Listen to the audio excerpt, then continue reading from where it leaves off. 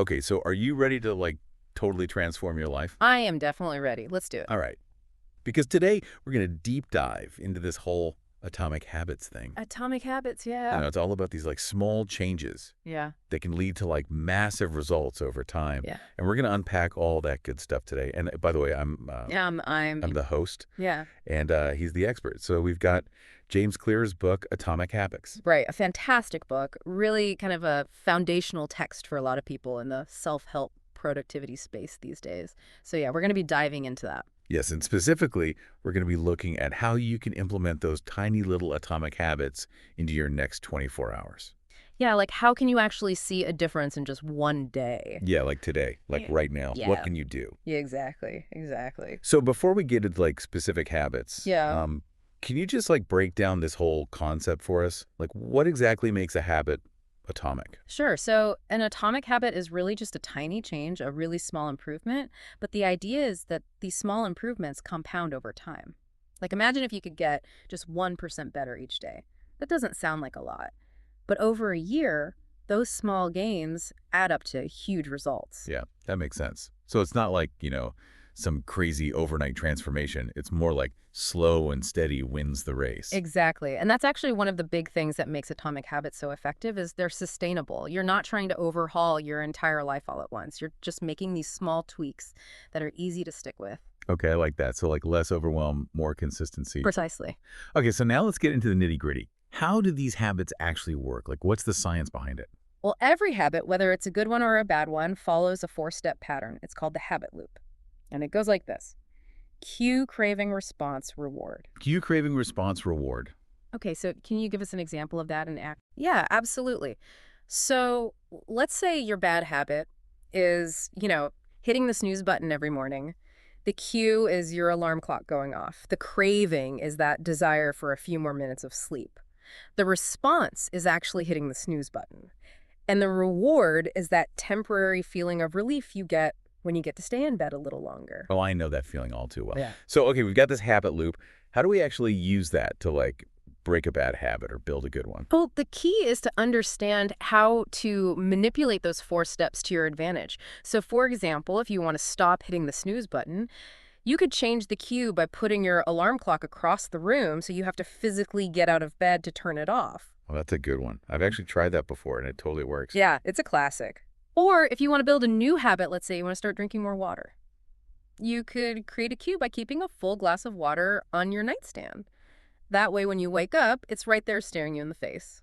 So basically, you're hacking your brain to make the good habits easier and the bad habits harder. Exactly. It's all about making those small changes to your environment and your routine that can have a big impact on your behavior over time. Okay, I'm loving this.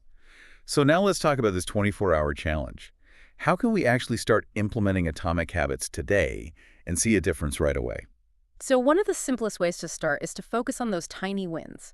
What's one small habit that you can implement today that will make you feel good? It doesn't have to be anything major. It could be as simple as making your bed in the morning or taking a 5-minute walk after lunch. The point is to start small and build momentum. Yeah, I like that. Small steps, big impact. Exactly. Okay, so let's say I'm on board with this whole tiny wins thing. Are there any other like strategies or techniques that can help me like really make these habits stick? There are. So one really powerful technique is called habit stacking. Have you ever heard of that?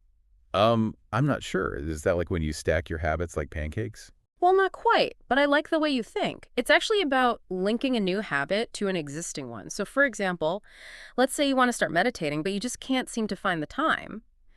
You could try stacking it onto something you already do every day, like brushing your teeth. So after you brush your teeth, you meditate for just 2 minutes.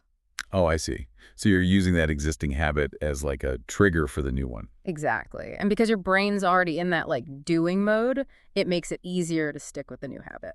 That's so smart. Yeah. Okay, so habit stacking, that's definitely going on my list. Any other like pro tips for us? Yeah, another helpful tool is to create what's called a habit menu. A habit menu. I like the sound of that. Yeah, it's basically just a list of all the habits you want to build organized by time of day. So you might have a morning menu, an afternoon menu, and an evening menu. Oh, that's a great idea. So instead of trying to like do everything at once, you could just pick 1 or 2 habits from each menu and focus on those. Exactly. It helps you stay focused and avoid getting overwhelmed. Okay, this is all super helpful. But let's be real for a second. Life happens, Yeah. you know? Things get busy, we get stressed. How do we make sure these habits stick even when things get tough? That's such a good point, and it's something that everyone struggles with. One of the most important things to remember is that building lasting habits takes time. So be patient with yourself and don't expect to see results overnight. Yeah, patience is definitely not my strong suit, but I'm working on it. Me too. And another key is to focus on building the habit itself, not on the results. So, like, don't worry about losing 10 pounds or writing a novel in a month. Just focus on showing up consistently and doing the work. Okay, process over outcome. Got it. Exactly. And don't beat yourself up if you miss a day or two. It's going to happen. The key is to just get back on track as soon as possible. So it's all about progress, not perfection. Exactly. Okay, so we've talked a lot about building habits, but what about breaking bad ones? Is there anything specific we should do for that? Yeah, so when it comes to breaking bad habits, one of the most effective things you can do is to make them invisible. So if you're trying to quit smoking, for example, you would get rid of all the cigarettes, lighters, ashtrays, anything that reminds you of smoking. So basically remove the cues that trigger the habit. Exactly. Out of sight, out of mind. Okay, that makes sense.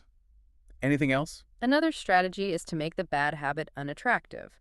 So if you're trying to cut back on sugar, you could try thinking about all the negative consequences of eating too much sugar, like weight gain, acne, fatigue. Oh, yeah.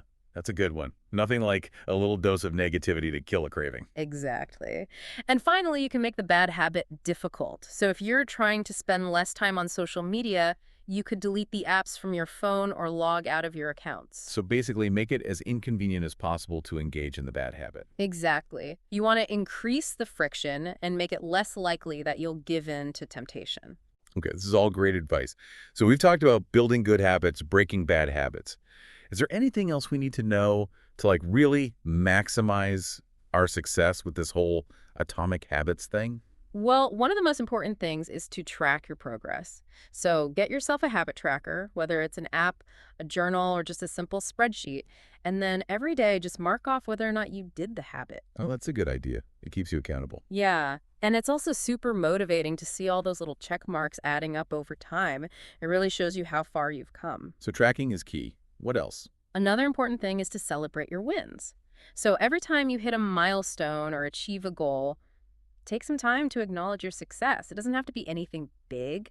It could be as simple as treating yourself to a nice dinner or taking a relaxing bath. I love that. Celebrate those small victories. Exactly. Yeah. It helps reinforce the positive behavior and keeps you motivated. Okay, so we've covered a lot of ground today. Any final thoughts for our listeners before we wrap up? Yeah, I would just say remember that atomic habits are all about progress, not perfection. So don't get discouraged if you slip up or have a setback. Just keep showing up, keep practicing, and over time, you'll be amazed at what you can achieve. This has been so eye-opening. I'm feeling super inspired to level up my life with these atomic habits. Thanks for sharing all your wisdom with us. My pleasure. It's been fun. And to all our listeners out there, we challenge you to take what you've learned today and put it into action. Choose one small habit that you want to start building and commit to doing it for the next 24 hours. And remember, even the smallest changes can lead to extraordinary results. Absolutely. Small hinges swing big doors. That's a good one. All right, folks, that's it for our deep dive into atomic habits. We'll see you next time. See you next time.